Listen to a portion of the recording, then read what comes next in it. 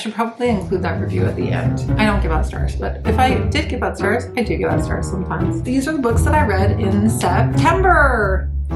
Please, don't come at me. Don't come at me. I can't read my own writing. I can't read my own handwriting. What is going on? I guess we're going in the order of the books that I read.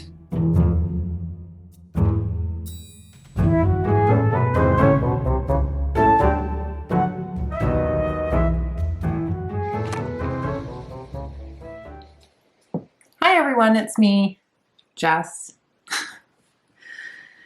I hope everyone is doing well. I am here to wrap the books that I read in September with 2 additional books that I forgot to wrap.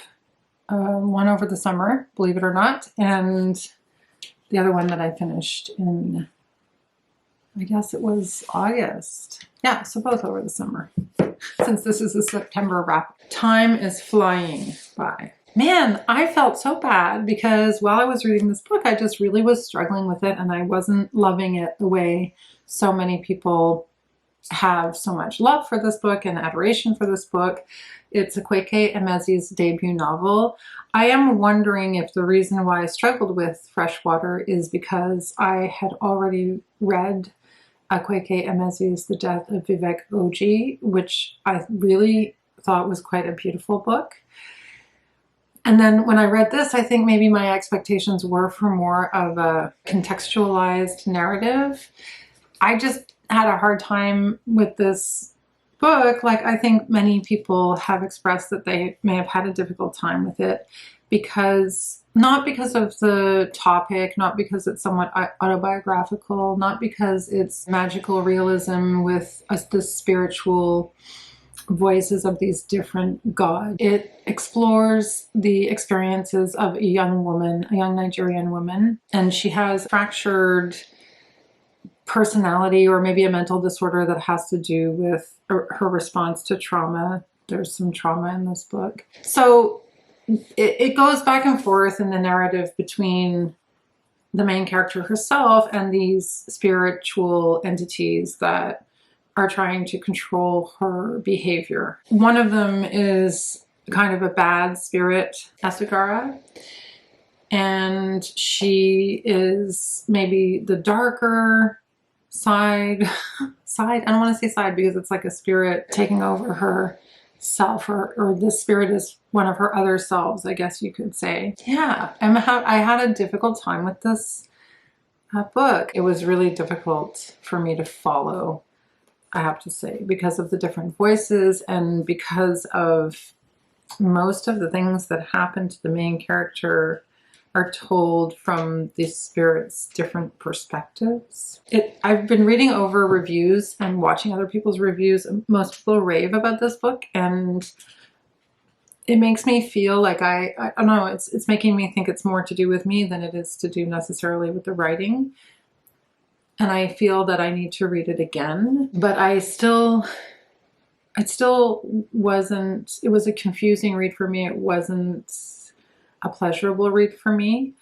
So I don't know if I will revisit it again. I've thought about listening to the audiobook because I've heard that it's told by Akwaeke Emezi. I know that it's a book that requires a lot of patience, but even I'm a pretty patient person, and even with patiently sort of reading it and taking my time reading it, I still was left with like reading passages where I didn't understand really what the meaning was.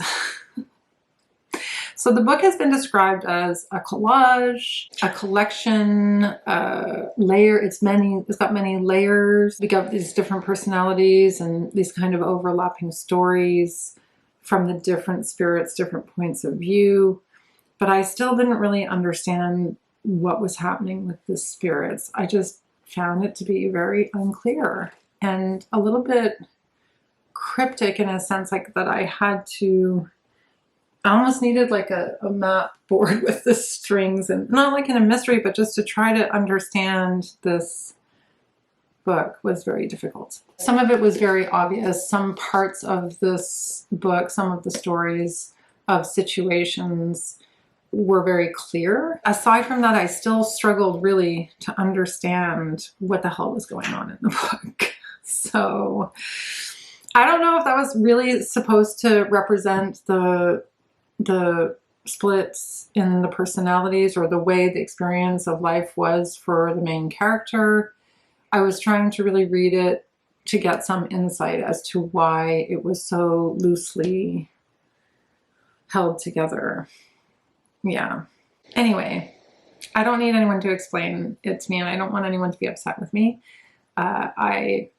It was my experience of reading this book. A lot of contradictions, lots of inconsistencies, and I know it was about identity and individuality, but also not really having any clear delineation for those things. But see, it's really impossible for me to talk about this without it becoming very confusing very quickly, which is, I think, a good representation of my experience reading this book. Someone else has written, Emezi borrows from African mythology to construct a narrative about identity and the divided self, using the inhabiting spirits called Ubangi from their Nigerian homeland to mimic the claustrophobic experience of being just one of many entities contained within a human shell, and not always the dominant one. Yes, I totally understood that about this book, but it just, I don't know. It was very confusing to me. I wouldn't be giving this as a gift to anybody anytime soon. Sorry. I know it's unpopular. And I'm not one to frown at, I'm going to talk about another book a little later in this wrap. That's unconventional, not gimmicky, but unconventional. And I don't know, I feel like I probably need to read it again. But yeah, a lot of people in their reviews do say, like, for much of the book, I didn't know what was going on. So there's so many trigger warnings for this book. I don't know. There's trigger warnings for self-harm, for suicide, for all the bad things, abuse, rape. I guess I'm the kind of person who likes a book that takes me down a path, but I don't even want to say that. I want to put myself in that kind of a box. Okay, I don't know what to say. So yeah, it was a bit hard for me to get through that book. It took me a long time to read, and it was almost just too much. It was too heavy. Yeah, here's my 2 cents. I found it to be too heavy. I found it to be too confusing, and I found it to be just asking so much of the reader. And for me personally, I didn't get as much back as I would have liked to have gotten back from the effort that I put into reading it. But I still kind of liked it. There were parts of this book that I really enjoyed. So I thought it was interesting. It kept my interest. I loved her other book, though. I'm sure that's going to be very unpopular. I hope I don't lose any friends as a result of that. Moving right along, let's talk about some other books that I read in September. Another book that I had a difficult time with, for maybe absolutely opposite reasons, if you can believe it, was Joan Didion's The Year of Magical Thinking. I picked this up again because it was a selection for one of my book clubs, and it's the second time that I've read this book. The first time I read it, I gave it 3 stars, and I don't think I would give it much more than that. I think I probably should be trying to read Joan Didion's fiction. This is more of a memoir. It's a very detailed memoir about the first year after her husband John dies of a massive heart attack. I was okay to read it because I've been going through grief myself because of my father dying, and I thought it would be helpful. And I do think that she does do a pretty good job of capturing the sense of isolation that you get when you're grieving, and you are very, very close to someone, probably the closest person to the person who died. And it's a difficult kind of grief to share with other people. And although she might have shared it with her daughter is sick and in the hospital, so that also compounds her isolation and her grief experience. She kind of loses her mind a little bit, which is hence the title of The Year of Magical Thinking. The book is heart-wrenching. It captures that missing place that is created by the other person, and then it captures the idea that it's gone and it can't be filled, and then it's gone for good. So yeah, I definitely think that people will cry if they read this book. I'm almost crying just talking about it. But on the other hand, this book was oddly repetitive, but uninspirational in the sense that, and maybe that's her point, like, I don't know. Again, I feel like I'm looking for some kind of, I don't need like a feel-good book, but if I'm going to read a book about death, I talked about this when I reviewed I Am by Maggie O'Farrell. I guess I shouldn't come to these books with the expectation that they're going to give me something that I'm looking for, like some insight or some consolation or some comfort. I suppose the only comfort that it gives is that other people are living through these really difficult and hard experiences. It just read a lot more like a diary than anything, and it was very, very specific about her life experience, which was a very privileged life experience. So there's a lot, it's definitely been criticized for being, name dropped. I did find her to be a little too self-reverent in the book. My Year of Magical Thinking, somewhere in the middle. Not great, not horrible. I don't think it's not even a very long book, and I don't know if it should have been a whole book. I don't know. It could have been a good essay. So the next book that I read was, which I really loved. Honestly, I think it's going to be one of my favorite books for 2022. It was for my other book club, and it was called Little Foxes Took Up Matches by Katya Kazbek. So this book opens with the main character, Mitya, who's an 11-year-old boy who, I mean, it really is a coming-of-age novel about Mitya, and he's discovering who he is. The book starts out with the story of him swallowing a needle and his grandmother taking him to the hospital and they're not being able to get the needle out. And he kind of sees that as a marker of his uniqueness or his being special, because he has this needle somewhere embedded in his body, kind of like his superpower. So since he was 2 years old, he's had that needle embedded. And basically we follow him as he struggles to figure out who he is, and it's against the backdrop of Soviet Union collapse, as the country itself is also grappling with the shift from communism to capitalism. So it was a pretty difficult time in Russia, but it was also a time that, if you're old enough, you can remember and you can relate to. It's very punk rock. There are scenes, he kind of grows up on the streets because his family, it's the type of family that is kind of adjusting to the new Russia. And I think his uncle is a veteran of the Chechen War, and his cousin is also, maybe his cousin is a veteran of the Chechen War. Well, he was also in the militia. It should be a trigger warning for abuse because Mitya is abused by his cousin. And so he's constantly trying to escape his home because his home is not a happy place for him. He essentially grows up on the streets of Moscow, befriending punks and street kids, and in particular a homeless man who mysteriously vanishes, and he spends some time trying to discover what has happened to him. And of course he goes through all the revelations that you do when you're 11 and you're growing up about things like your family and the militia and the real world, and how things are quite dark.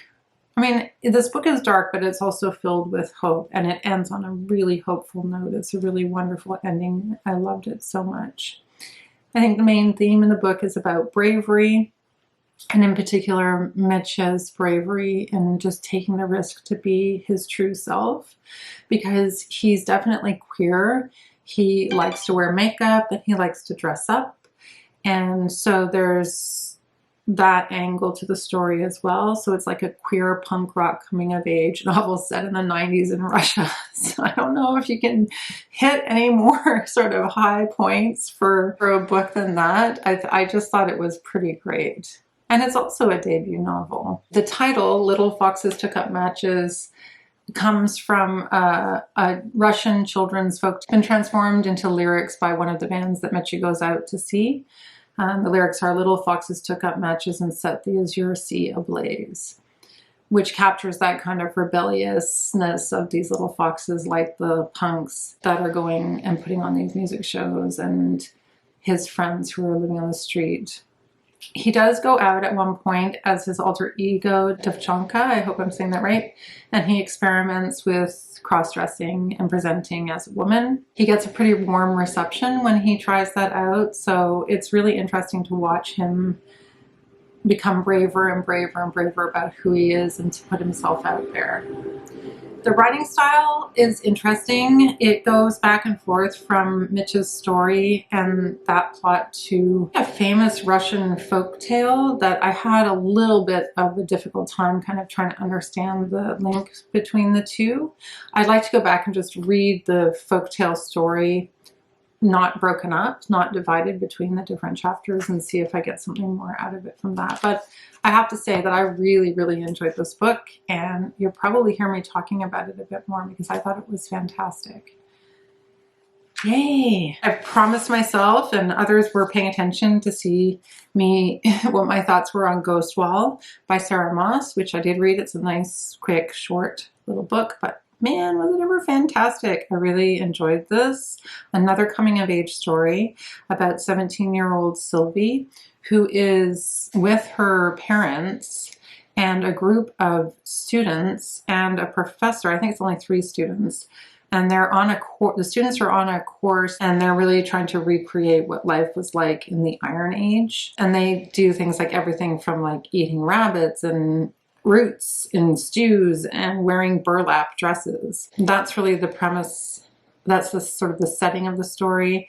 And they're in the UK, they're in rural Northumberland. And Bill, Sylvie's father, so not the professor and not really having to do with the students in the same way as the professor who's with them is, but more doing this as, I don't know if it's a hobby. I think he's a bus driver and he's doing it because of his interest. He's a difficult man in that he's a very harsh guy, and he's completely obsessed with the past, and he's pretty creepy about it. He's kind of trying to resurrect these past lives and lifestyles, and it's kind of ghostly what he's doing, and very surreal.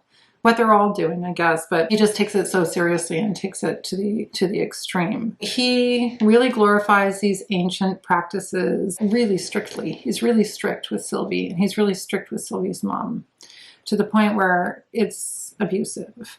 So trigger warning for that. But he dominates both Sylvie and her mom, the 2 women in his life. He does it through terrorizing them, bullying them, and ultimately abusing them. There is a female character named Molly in the group of students who's is interesting because Sylvie seems to either admire her or she just really she might be in love with her. She might be just in awe of her. I couldn't tell from my reading of the book. I missed it, but Sylvie is very much presenting in contrast to her. Like, she's all through the book, she's telling Molly that she needs to do what is expected. If they're told to go out and gather roots, they should go out and gather roots. And Molly kind of scoffs about it and says, oh, I'm not taking any of this too seriously. I think for Sylvie, that's something that she kind of wishes she could also do. But she can't escape.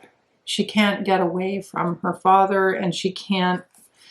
So in that way, it's a very interesting exploration about the effect of abuse on Sylvie as she is out on this course and is seeing Molly, who isn't influenced at all in the same way.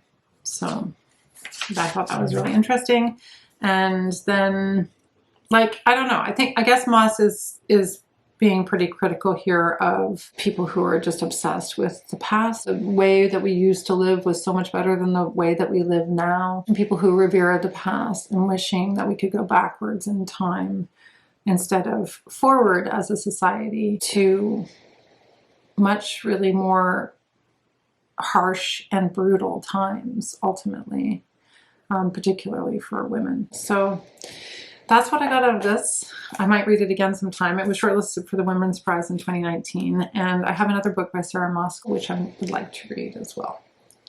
So yeah, this was great. This was so good. It had so much tension. It was had lots of tension. Build up, build up, build up, build up. I thought it was really well written. The next book I'm going to talk about is called The Family Way by Christopher DiRaddo, and Christopher DiRaddo is a Montreal author. I was going to read it in June at the beginning of the summer for Pride, and I just didn't get to it until now, and I loved this book. It was so good. This is like a slice of life story about Paul, who has decided to help his friends Eve and Wendy have a child. So he's essentially the sperm donor for their insemination. And he has a boyfriend named Michael, and he has a sister named Kate, and it's about his relationship with Michael and his relationship to the idea of being a father. So it's about Paul's life, and it's about the community that it really embraced him as a gay man in Montreal.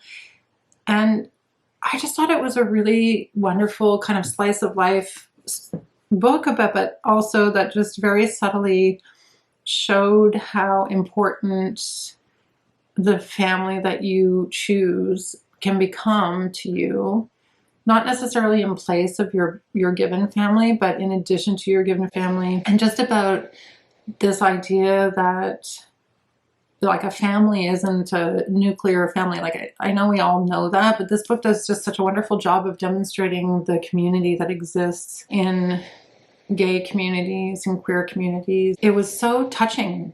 It also really represents lifestyle, how different of a lifestyle it is in the gay community to maybe the lifestyle that you're more used to reading about in a typical hetero story. And I just felt like it was, I don't know, it was a really good read. I really enjoyed it, and I feel like I got a lot out of it, and it was really fun to read, of course, about Montreal and the setting being in Montreal in, I guess, 2011. Weird time. Like, what happened to the 2010s? I don't know. It's like they just poof, disappeared. Yeah. Anyway, I would really recommend this. It's only got, I think, 44 reviews on Goodreads, and it was a great book. I enjoyed it so much, but it's not anything groundbreaking. I think it's just very subtly wonderful sort of just story about someone else's life and the meaning of family. And it was very touching. I really enjoyed this book so much. So I'm really glad I read it, because it almost was one of those books that just passed me by and I didn't get to read it. So I'm very glad that I was able to read it. Yes. So 1, 2, 3, 4, 5. I have a 6th book that I decided to talk about last because even though I read it in the summer, it's a haunted house book. This is Just Like Home by Sarah Gailey. Last year I read The Echo Wife by Sarah Gailey, and one of my goals was to read read books by authors that I discovered in 2021, and I really enjoyed The Echo Wife. So Just Like Home was at the library and I took it out, and of course just ate it up. I read this book so fast because I enjoyed it so much. I don't know why it has a low rating. Somebody in my book club group last night said we were going to read a book by, I guess we're going to read O. William, but we were talking about reading the first one in the series, and the person said, oh, that has a bad rating on Goodreads. And I was like, what's it, 3.6? What is that? It's not a bad rating, is it? I mean, what's considered, tell me in the comments below what you think is a bad rating on Goodreads. I don't know why people didn't like this book, but it seems like people did not like this book, and I really did like it. I really liked it. So I don't know what's going on. I didn't like it, Akwaeke Emezi's Freshwater. I really like this book. I'm definitely not, I don't know, I'm not having the same opinions, I guess, as most other people. Let me just talk about the plot of this book. So Vera Crowder is our main character, and she returns home to her family home because her mother is dying, and she knows, or she thinks, that she's going to be inheriting the house. And it's about, first of all, her coming to terms, or not so much coming to terms, with her relationship with her mother who's dying, and her having to face her past when she lived in the home by going back. And also it's about her ultimately packing this house up and seeing her mother through her death and handling the estate. So she has to get over a lot in order to do all of this. She doesn't have a good relationship with her mother, and we know from the beginning of the book that something happened in the past. Something very, very, very bad happened in the home and in the past, and her father was involved, and we don't know what. What we do find out ultimately is that, and it takes a little while for us to find out, and I really enjoyed the build-up, but the history is really complicated of the family, and what in the end it turns out to be is that, and I don't think I'm giving anything away, but if you don't want any spoilers, maybe don't watch the rest of this review. Her dad was a serial killer, and he took men into the basement of the house and tortured them and then ultimately killed them. And there's a lot that Vera was involved in with that, and that she discovered one of the men down there once, and she herself decided not to let him go. It was creepy as all get out. It was really told from the perspective of being in Vera's head. It was really gripping because it would go back and forth between the present day and the past, and the present day and the past, and the present day and the past. And I'm not going to give you the big twist in the book if you do want to read it, because I don't want to ruin it for anyone, but there's a big twist in the book that got me, that I sort of was suspecting, but I wasn't sure about, and I thought she executed it really well. So I don't know why people didn't like this book, but I found it to be so atmospheric and so creepy. The house for sure had like its own soul and its own presence. It was the house her father built, the house where her mother would die. This place was safe. This place knew her. This place was where she belonged. I don't know. I really liked it. I don't know if it would be 5 stars or 4 stars, but it was creepy, creepy, creepy. So if you're looking for a creepy, creepy book, this is the one I would suggest. Or stay tuned, because I'm going to be reading 2 creepy books in my Halloween reading vlog, which I'm actually going to film pretty soon. So if you're still here now at the end of the video, thank you so much for watching, and I will see you in the next one. Oh, and don't forget to subscribe. What I want to say about that is that I think I have 93 subscribers, which is seriously crazy and great. My goal for 2022, if you're going to talk about these sorts of goals publicly, I wanted to get 100 subscribers in 2022. So if you know anyone who you think would enjoy the channel, maybe get them to hop on.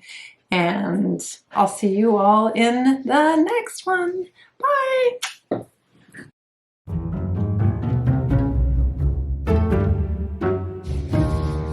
don't know what else I can say about it. So many things. I don't know. I don't know how I feel about the book. Post-Soviet Russia, is that the right way to describe it? In the 1990s. So many notes, so little time. Bye everyone! Bye!